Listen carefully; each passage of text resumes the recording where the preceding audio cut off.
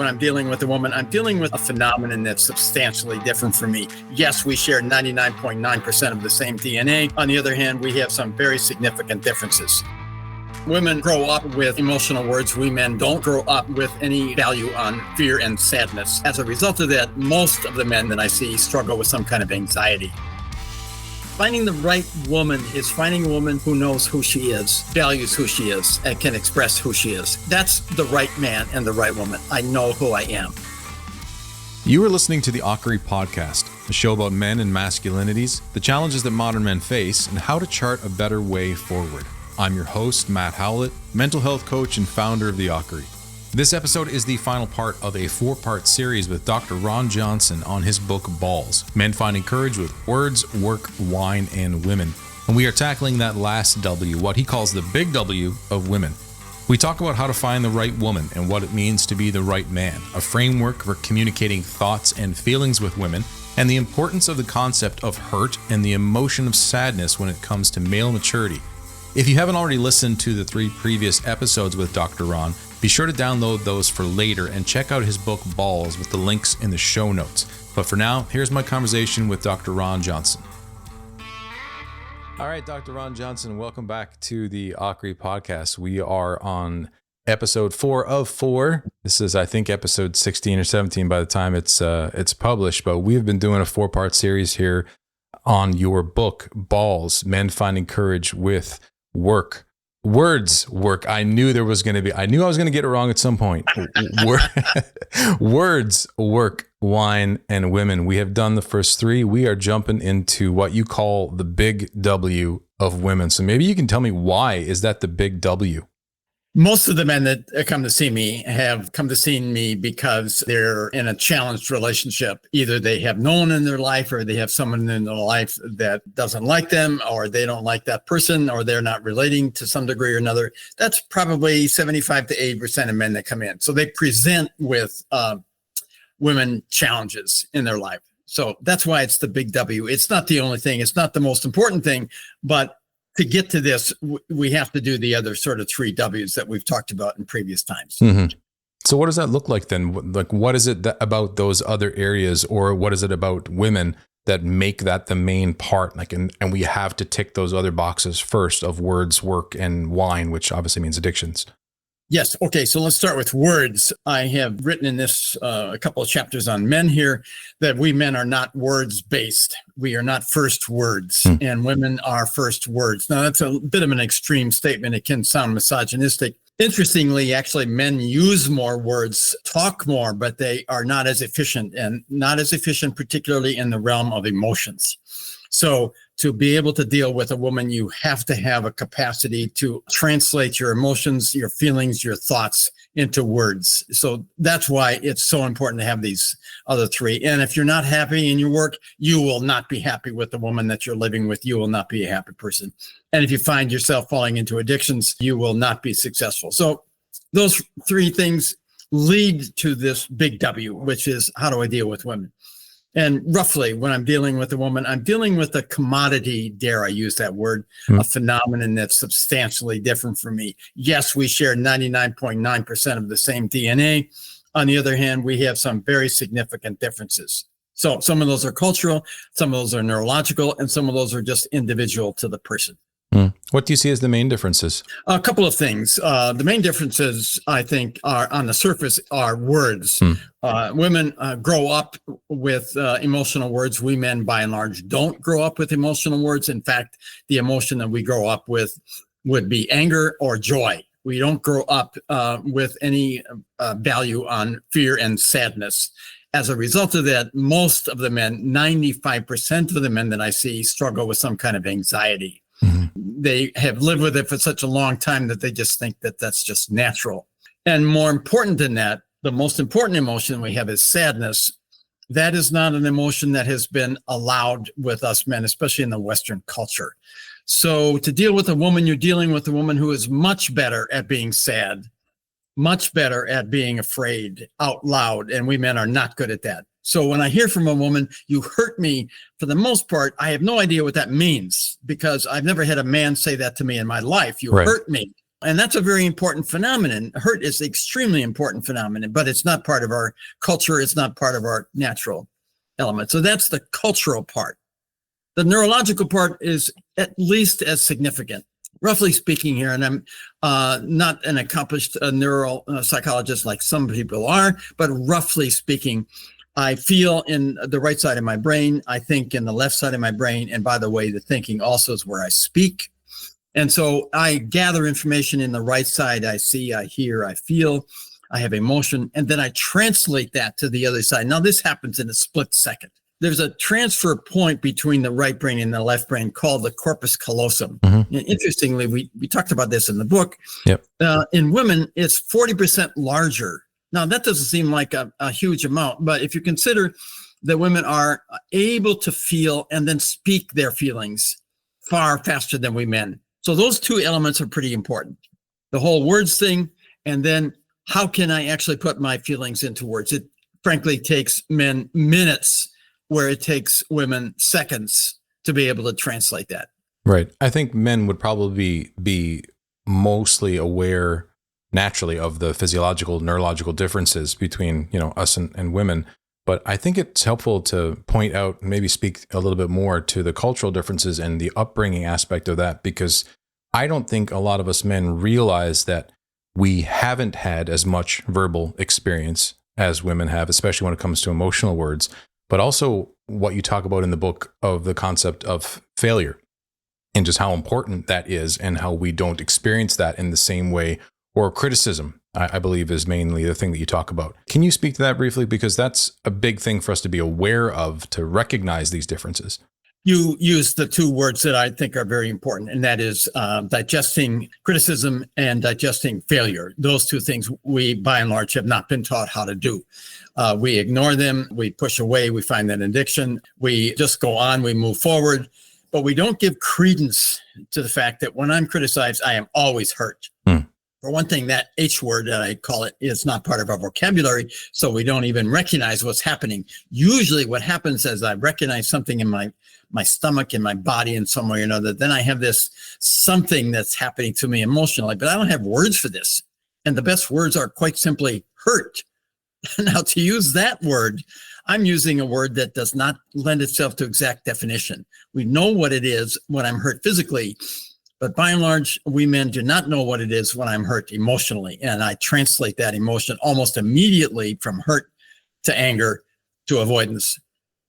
So that's why men would often react quickly with anger, something physical. That's why a lot of men's or a man's conflict ends with physical aggression.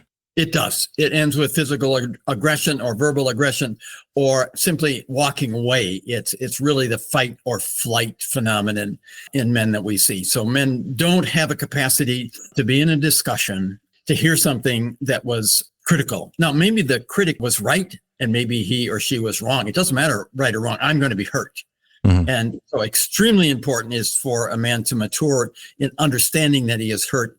He may not say that out loud, but eventually he needs to learn how to do that as well. But he needs to realize whether this person is right or wrong, what he or she said to me hurts me.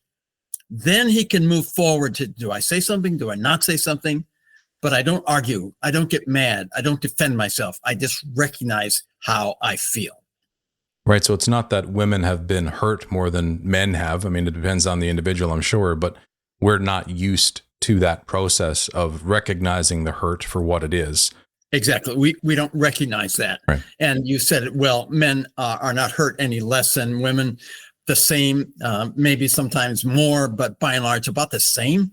But we don't have that vocabulary. We don't have the recognition. Because when I feel hurt, you see, in that moment, I'm helpless. I can't unhurt myself. So what I do then is I compensate for it by avoiding or getting angry instead of allowing it to run its course. If I'm hurt, that hurt will not last forever, and it will lead me to the emotion of sorrow, and it will lead me to self-reflection if I am able to do that. Now, maybe my challenger here who hurt me intended to hurt me. Most of the time, let's just say she did not intend to hurt me. Mm-hmm. She's just trying to help me, but I felt hurt. That's not a capacity that most of us men have, and we haven't been taught how to do that. Women have been. Yeah. What do you say to the man who calls that being soft? Because I've seen that type of rhetoric a fair bit around content like this. And I even seen it on one of your videos on Facebook or Instagram. I can't remember which platform it was, but the language or the thought that for a man to be like that, to actually experience that hurt, to be able to feel that, experience that, put that into words, that's actually soft. Men don't need to feel that. What do you say to that? I would say they're not familiar with it. Soft is not such a bad word, and nor is weak a bad word. The better word is helpless. If you think about that, Matt, if you just hear that word helpless, you as a normal man, I as a normal man have a knee-jerk reaction. I'm not going to be helpless. I am not helpless. I will do something. What will I do? I will move forward with aggression, or I will move backward with avoidance. So to be able to learn to just be hurt, and in this moment, I am helpless, I can't unhurt myself, is a task of emotional and personal maturity that most men have not been taught how to do. And that plays into this conversation of women because of the fear of female criticism, female disapproval. Yes. Can you paint a picture of that? What does that actually look like? Like, I don't think all men experience this in the same way, but we do all experience it. We do experience it. And the difficulty is not that we're being criticized more than other people. We're just not familiar with how to deal with it the way a woman deals with it. See, the H word, hurt, unfortunately has become a female word. Women then exaggerate it to some degree. They say something like, well, I'm just so hurt. Well, I add the adverb, so hurt. I mean, how does that help, right? Well, it really doesn't help, but it makes a man really feel uncomfortable. So what am I doing here? I didn't mean to hurt you. What's going on? Why are you hurt? I was just challenging what you thought about this particular thing. So she's familiar with it, and she uses it sometimes to a fault. Then that does not help us men learn how to use it, because then that feels soft, as you said earlier, or weak. Right. Weak is actually closer to the truth. The truth is I'm helpless. Right. To get helpless in the moment in a man's psyche is really important. In the moment, I'm helpless. I can't unhurt myself. I can't change what's being said. I have to just allow this to be there and see where it leads me. Mm-hmm. I want to get into that a little bit more, the female criticism, disapproval, but back to that point about softness or being soft as a man. Obviously, you pointed out the right word, or the more appropriate, correct word would be feeling helpless in that moment. It's not necessarily soft. You feel helpless. You've been hurt. You can't undo that. You can't, prevent that from even happening. But that doesn't make a man less of a man to feel that. Exactly. And for most men, it makes them feel less of a man. Yeah. And I think that's why I mentioned, that's why I mentioned it, because I think there is this group. I mean, I don't know how many men think that way, but it feels like there are a lot that push back against even content like this, this conversation. There will be men that listen to this podcast and think, that's silly, that's soft, that's feminine, that's not masculine, that's not me. I don't want to do that. I don't need to do that. But the truth is, we will not be healthy if we ignore these thoughts, these feelings, if we ignore the concept of hurt.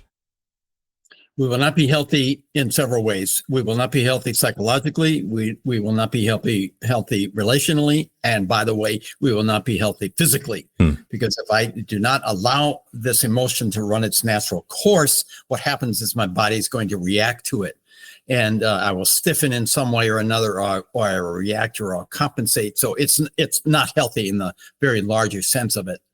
But to get this, to help a man become familiar with this, feeling helpless in the moment is not soft. Mm-hmm. It's really not weak. It is helpless.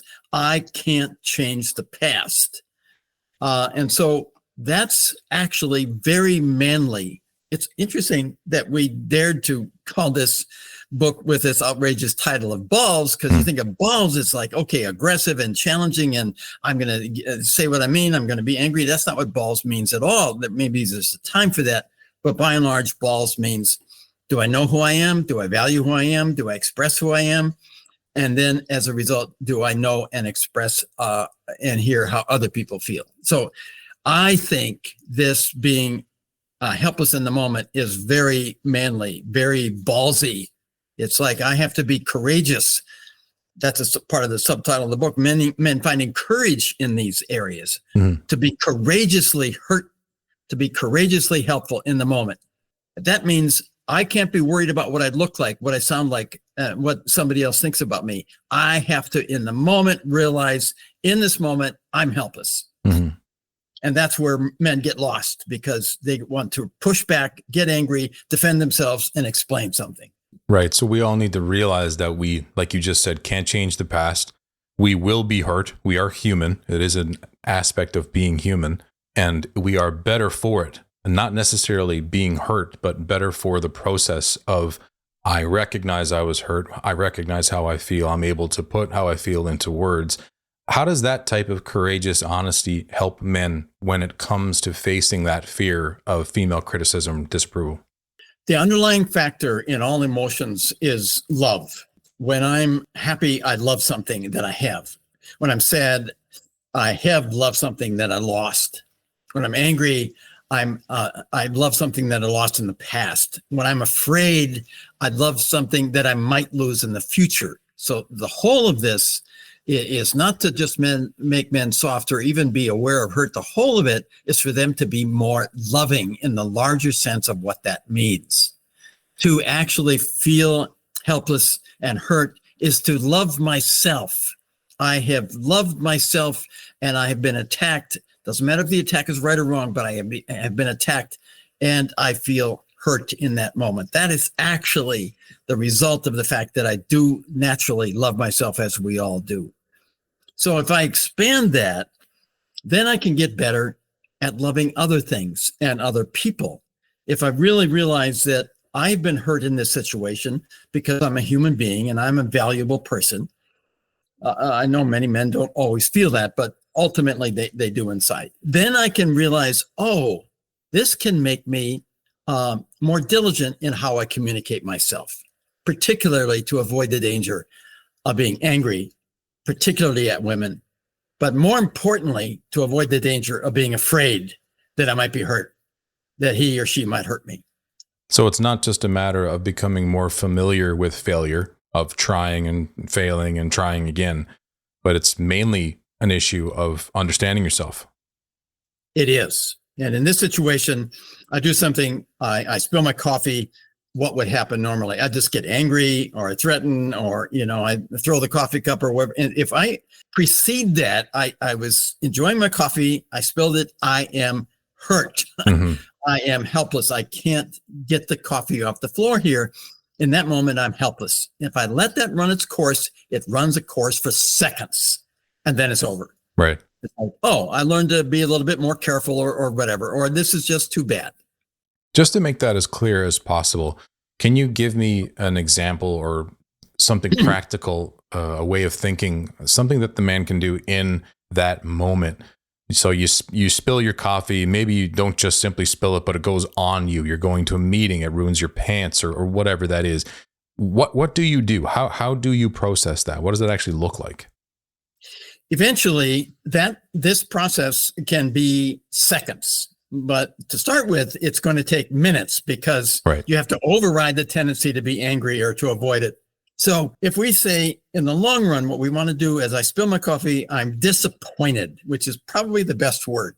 I'm going to this meeting, I'm ready for it, and all of a sudden I'm damaged. Mm-hmm. I have damaged myself. And to be disappointed lasts for seconds. And then I'm through that, and then I can make a decision. What do I do here? Do I decide to postpone my meeting? Do I go home and get a different shirt? Do I go to the bathroom and wash the shirt out? Do I do nothing? Do I just explain? Do I laugh at myself?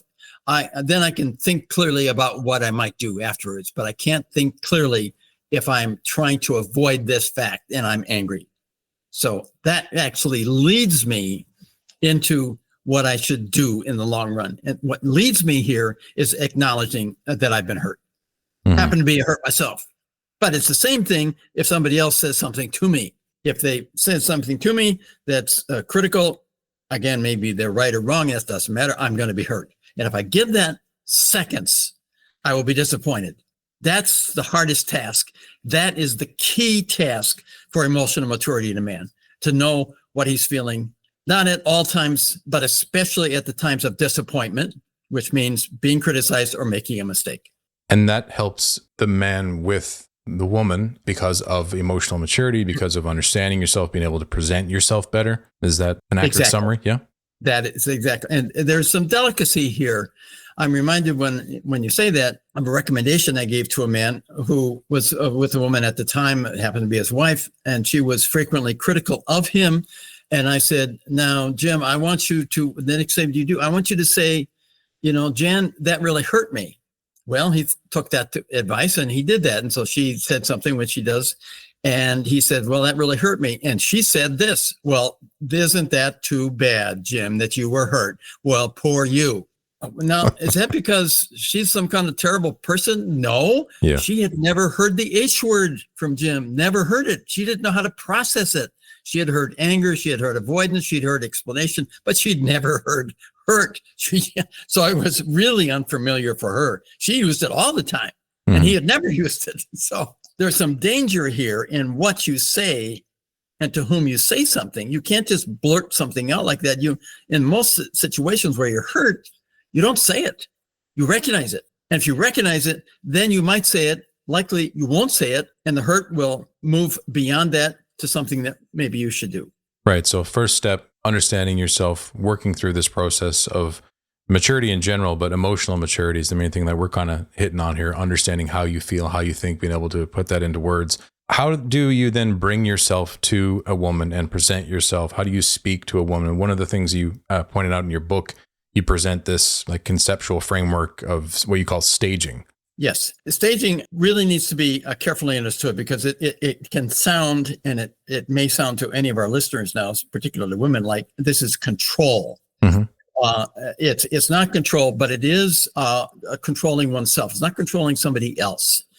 Staging is, I have something that I want to say, and I need to be able to present that in a way that communicates who I am. Mm-hmm. I say this to people, particularly with men and women. If she sees you, she will love you. The more she sees you, the more she will love you. So the task is for her to see you. So staging is, how can I present myself so the woman in front of me sees me better? But I can't present myself the way a woman presents herself to another woman. Because of this corpus callosum that connects feelings and thinking with women, we don't have as much, and it's not as active, and we're not familiar with it.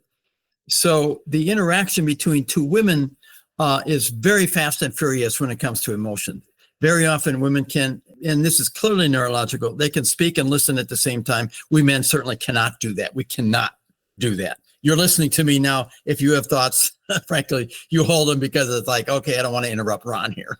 So staging means, okay, if I'm going to present this, I have to present this in what I call a male way, which means I'm going to speak, you're going to listen, and then you're going to speak and I'm going to listen. And women hate that. It's like, no, let's do this working and listening at the same time. No, we can't do that. Sorry, my dear, I can't speak and listen at the same time. So that's the key of this whole staging thing. It's like, okay, I'm going to say something important to the woman in my life. Yeah. And to stage it means I have to sort of think through, how can I present this? Yeah. When I read that didn't sound or come across as controlling to me. Well, I suppose it's controlled, because you do want a controlled environment. I think this will resonate with any man listening. When you present how you feel, or even sometimes what you think to a woman, especially if it's on a more sensitive topic or something that you have maybe disagreed on in the past, the energy changes, like the energy in the space, the energy between the two of you, something is heightened. And because it's a sensitive topic, or you're talking about something that's very personal. So to me, that makes perfect sense. Can you say more about that? There's like 3 steps, setting the stage, entering the stage, and exiting the stage. So this back and forth, just a little bit more to make this as clear to men as we can, because it's not just simply about them.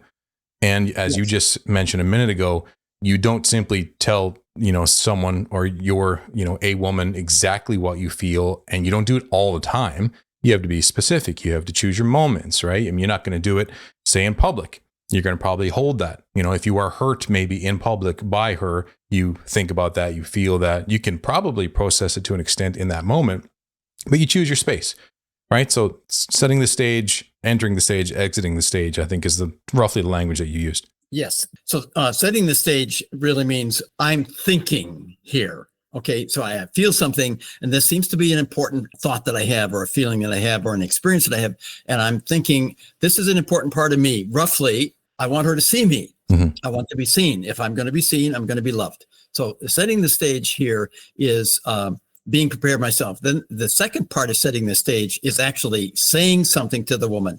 And I would suggest something like this. Jane, I really want to tell you something about myself, which is quite important.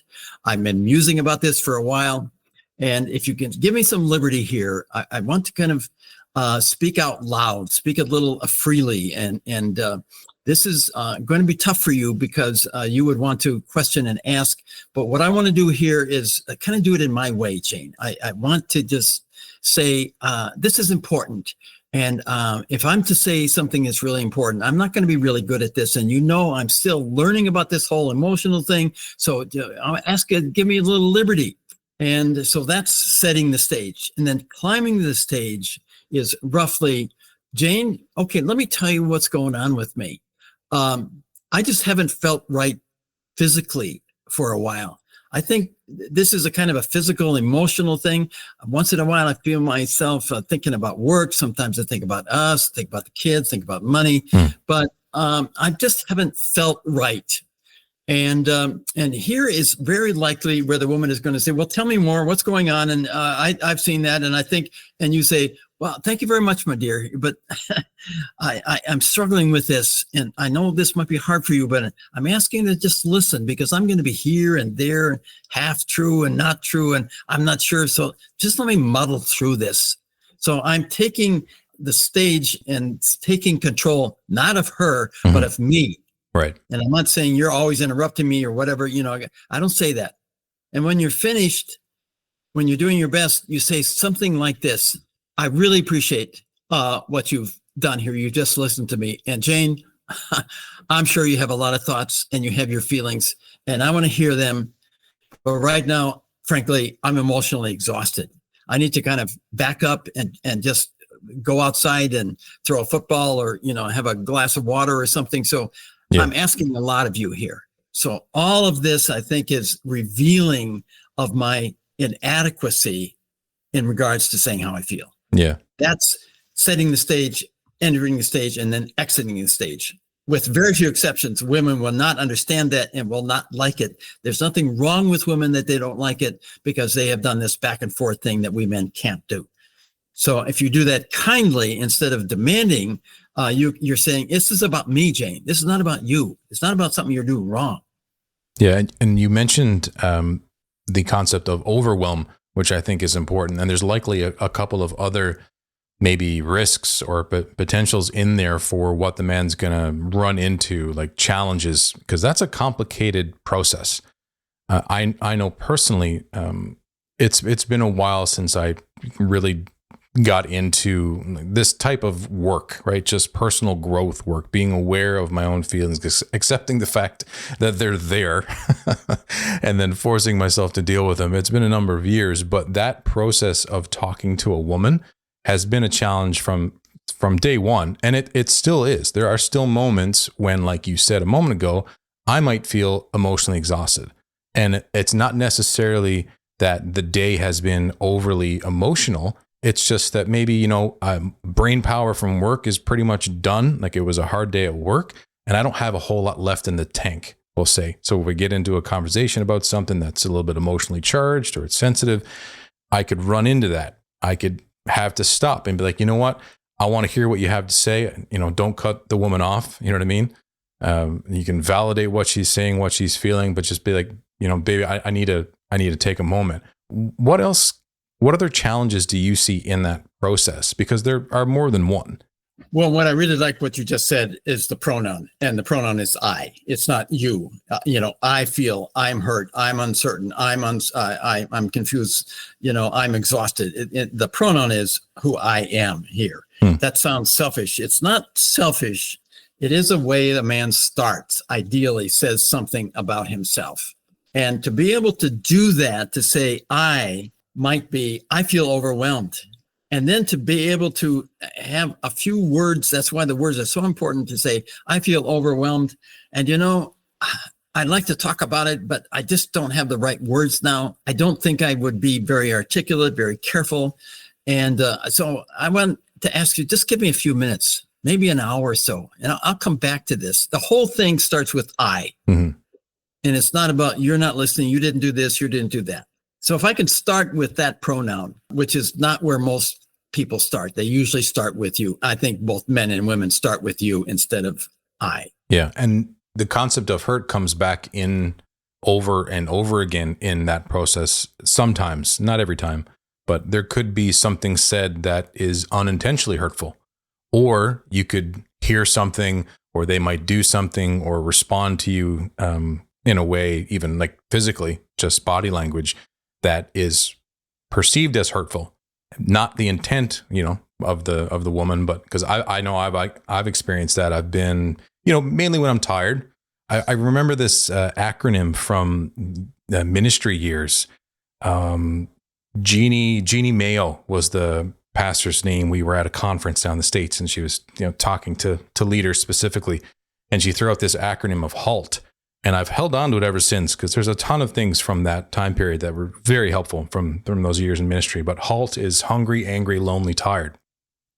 So whenever you are one of those, you are generally a little bit more susceptible to, reacting in a way that you might not want to not being overly mindful, overly present, not being who you want to be, and reacting the way that you want to react in the moment.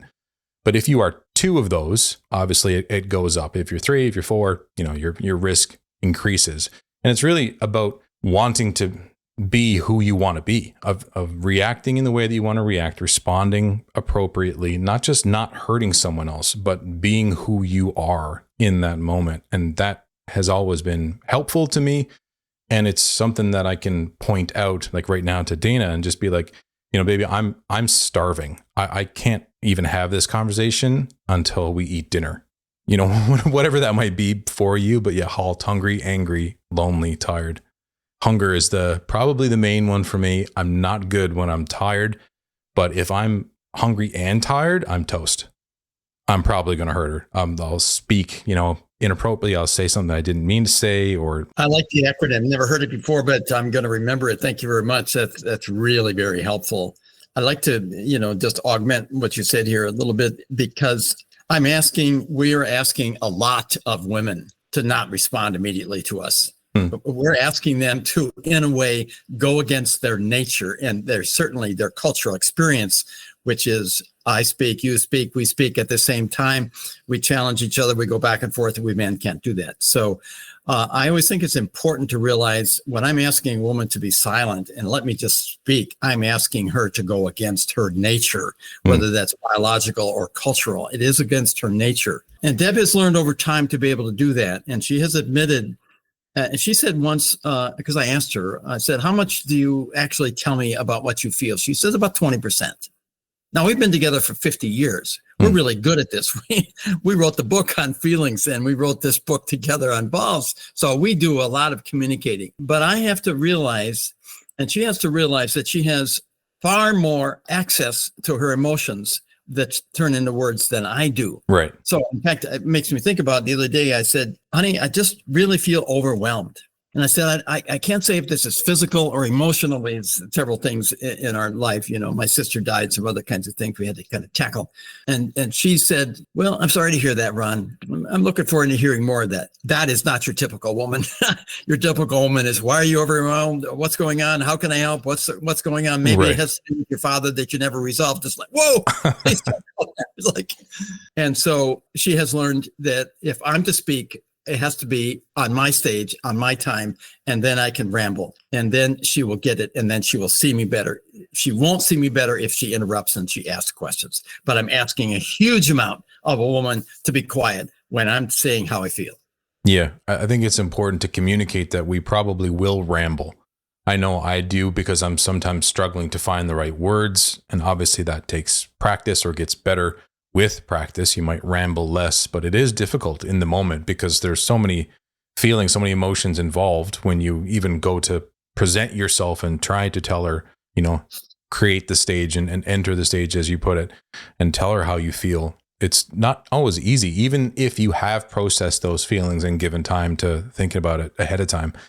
Can you talk to me for a few minutes about the concept of the right woman? You talk about that in your book, and I believe you say that it's not so much about the right woman, in quotes, it's being the right man and finding the right woman for you. I don't think you believe in this concept of soulmate per se. Not necessarily. Yeah. No, right. Although I think you would use and I would use that terminology, but it isn't natural for me to use that terminology. Sure. To find the right woman, let me speak briefly about that. Sounds like, again, could be misogynistic, but women and men don't have any more psychological problems than the other gender. We both have challenges, all right? The right woman roughly knows who she is, values who she is, and can express who she is. That's essentially what the right man is. He knows who he is. He expresses who he is. He values who he is. That expression may be imperfect, but that's the right man and the right woman. I know who I am. If I know who I am, I will love myself. I may not like myself. I may not like what I say or what I do, but I will love myself. I will realize that I have this inner natural ability to love me. When Jesus said you need to love God and others as you already love yourself, he was really saying you don't have to try to love yourself. It's just natural. So finding the right woman here is finding a woman who knows who she is. So Deb can not respond to me the way she would like to when I say I'm overwhelmed, because she knows I am doing the best that I can. And that is part of being the right woman. She knows who she is. She knows who I am, and she's learning who I am. Being the right man is really dealing with these first 3 W's, which is getting words, especially emotional words, in my vocabulary, being in a profession, in a job that is valuable for me, and I'm making a contribution to the world, whether I'm a neuroscientist or whether I'm a garbage collector, I'm doing something valuable. And then thirdly, of course, to avoid the danger of addiction, so we talked about last time. So the right man is not a perfect man. The right man knows that he's imperfect. And when he stumbles, like you said, I'm stumbling, I think you just say that out loud. You know what I find very interesting? The current terminology, well, for a number of years is my bad. Where does my bad come? Where do we hear my bad? It's like, that's terrible English, right? I know people, I just hate that. Well, that came from the athletic field. And on the athletic field, my bad. Okay, my bad. I did that. I did this tackle, or I did this shot, or I didn't do it. My bad. Why is it so easy to do that on the athletic field and so hard to do it interpersonally? Well, I think it needs to be in the vocabulary. Roughly, my bad, my dear. Let me try again. That's not right. I didn't do very well. I want to try again. It's that self-esteem. I know who I am. I'm not a bad person. I love myself. And the words that are coming out are approximate because they're not perfectly. My feelings are spiritual inside, and then they turn to emotion. Then they come into words. So I think that's an evidence of self-esteem. And frankly, self-esteem really is a combination of generosity and humility. And humility means I am imperfect, and the words that I say are imperfect. Yeah. I think that concept of being able to love yourself is so important for a man, especially in that context, because you're going to struggle and you need to be able to admit that you screwed up, right? You need to be able to say, my bad, my fault. I did this, or I didn't do this. I said this, or I didn't say that. And it's not allowing it to go into self-criticism, right? Because that's basically anger at yourself. Right. Like, I fucked up. I'm sorry. Not being able to say you're sorry. Right. And just realizing that you did something wrong, but not that you are wrong. Exactly. You know what I mean? I did something wrong, but not you are wrong. By the way, that's the difference between guilt and shame. Guilt is Right. I did something wrong. I feel sad. Shame is I'm a bad person. I'm stupid or something. Yeah. And then I hide. Shame hides and guilt is admits to itself. That's a conversation. Yeah, that's a conversation we need to have, especially when it comes to the religious context. So I really want to get into that one. So lack of self-awareness is definitely I think you said the primary thing that you would say is the wrong woman, and dependency versus independence. You want to find a woman, the right woman is independent. What does that look like? The right woman is independent. And they're dangerous. I started seeing a couple, and she and they're both very independent people. That's not something wrong, but they were quite unfamiliar with how to develop a relationship because they were so independent. More often than not, we have people who are dependent. A man is dependent on alcohol or dependent on something, and the woman is dependent on the man. There's a natural dependence that we develop over time. So this whole dependent thing, whether it's a man dependent on alcohol or playing or whatever he's doing, or the woman who is dependent on something else, might be food or might be the man himself, that's the wrong woman. That's the wrong man. And so appropriate dependence is, first, I know who I am. Secondly, I know my strengths. Thirdly, I know my weaknesses. And fourthly, I began to speak about both of those. And then I really need you to understand me. When I said to Deb, I feel overwhelmed, she understood who I was.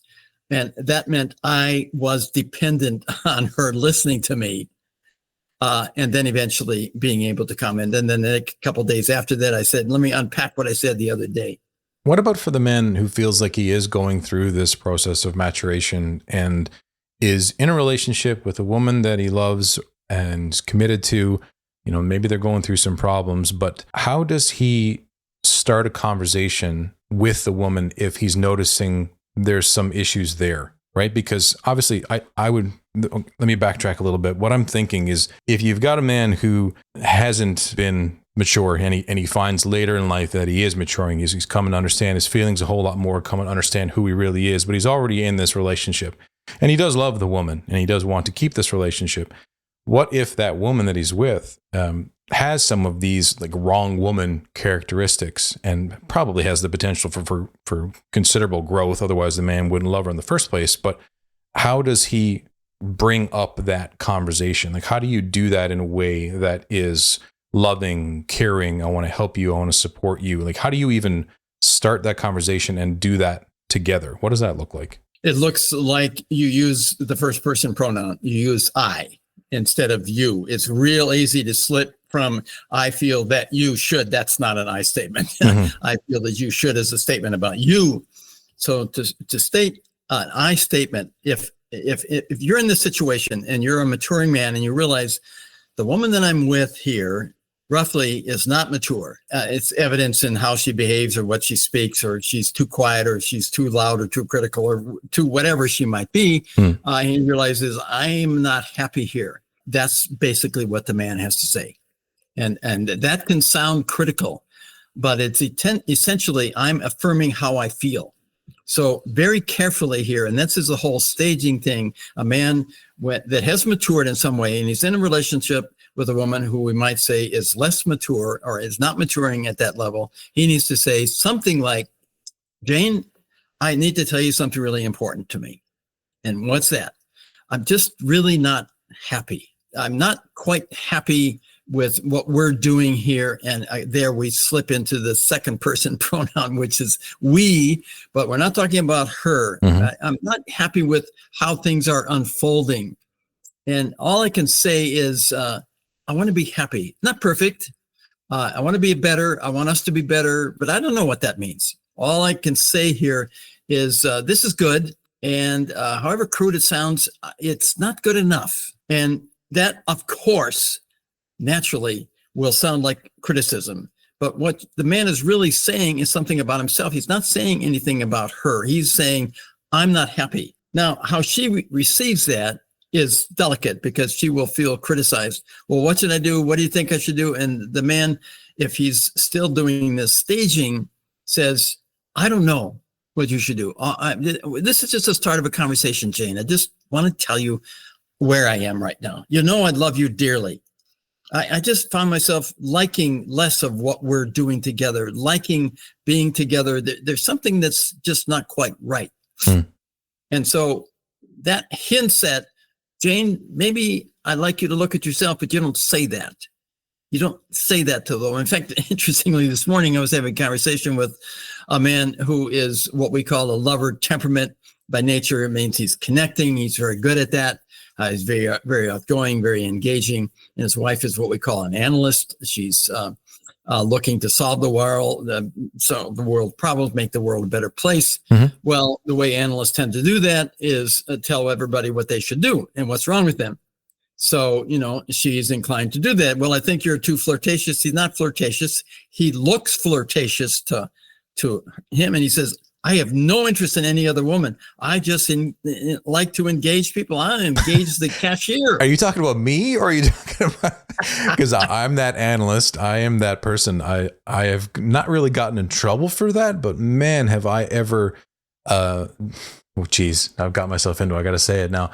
I have definitely had women think that I was interested in them in the past, but I generally love people. I really do. I don't like everybody. I'm definitely particular. I'm not going to be close with everybody, but I love being able to just get a hi, how are you, eye contact, whatever it's going to be out of just about everybody. Well, it's interesting, Matt, because what you just said is you have these two elements that we could say are temperament elements. You have this analyst temperament looking to make the world a better place, and you have this lover temperament wanting to be with people and be generous with people. Well, that's wonderful. But that also says that you've worked pretty diligently on yourself, and you realize that the analytical part of you can be critical and looking at what's wrong. And the lover part of you can give in, which is what lovers tend to do. They give in. That's not giving. That's not loving. Yeah. So if we come back to what we were talking about here, how does a man communicate when he's not happy? He has to really first look at how he feels. Like I very often hear from men, you know, if I'm really honest, I shouldn't have ever been married. Right. 30 years ago. Oh, so that means I should get divorced? No. Maybe, maybe not, but it means that you have to admit to this marriage was not well-founded. I didn't know who I was. I didn't know who you were.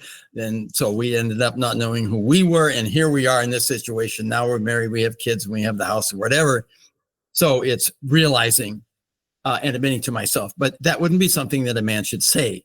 You don't say out loud, I wish we'd never been married, even though he might say that to himself, but he knows how he feels. And so to say, Jane, I'm not happy. Something's not right. I'm just looking for something to be improved, but I don't know what that might be. I just wanted to tell you about it. Yeah, that sounds a little scary. A little scary. And it's going to bring up potential loss, at least the anxiety over the potential change and loss of relationship. But that only highlights, I think, it's become so clear through all the conversations that we've had now that most of what we talk about highlight the importance of joy and sorrow. That sadness, like you say, is the most important emotion that we have. It is indeed. Joy and sorrow. Joy and sorrow in the present is, I have something, have it, I lost it, or I'm losing it, I'm sad. By the way, joy and sorrow in the past is nostalgia. Another man that I talked to this morning lost a child some years ago, and he says, I'm a little worried about myself because I don't kind of still bemoan about Ryan having died. This was 5-6 years ago. I said, you're nostalgic. You love Ryan, present tense, you love him. And you're sad to some degree that you lost him, but you're happy that you had these years. So you can do joy and sorrow in the past if you go to nostalgia. You can do joy and sorrow in the future if you go to hope, because hope is not that I'll have everything I want. Hope is I will have something, I will have it, and then I will lose it. So the reason I say sadness is the most important of those 4 emotions is that I lose everything. And that's not a bad thing, because I lose something, I gain something else. Yeah. Well, Ron, I hope that this conversation and the others that we've had have been helpful to those that have listened to it. More than that, I hope that they pick up a copy of your book, follow you guys on social. Either way, get the content that you guys are putting out there.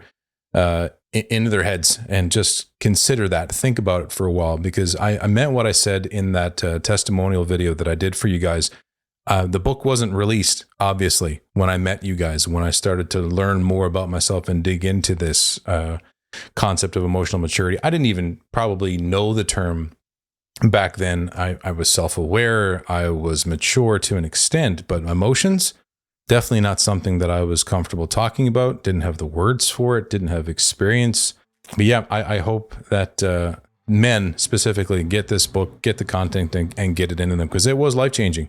I didn't have the book. I just had, the authors, right? And now the book's out, so it's a little bit more, I suppose, easily attained. But I appreciate your time. Once again, the book is called Balls, Men Finding Courage with Words, Work, Wine, and Women. It's available on Amazon. It's available on Barnes & Noble. You can get it through Ron's website, through their practice website, midlandspsychological.com.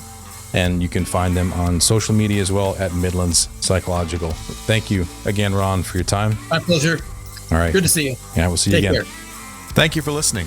I hope you found some value in this episode. If you have, be sure to share the Akkeri podcast with a friend and subscribe wherever you get your podcasts. You can find the Akkeri on socials at The Akkeri and on the web at theakkeri.com.